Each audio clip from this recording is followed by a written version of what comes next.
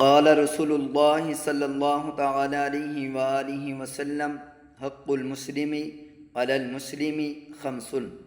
میرے نبی پاک صلی اللہ تعالی علیہ وآلہ وسلم نے ارشاد فرمایا، مسلمان کے مسلمان پر 5 حقوق ہیں۔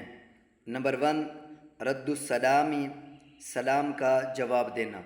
نمبر 2، وعیادۃ المریض، اور مریض کی عیادت کرنا۔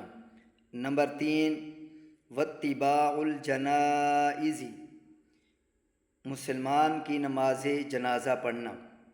نمبر 4، واجابۃ الدعوۃ، اور اس کی دعوت قبول کرنا۔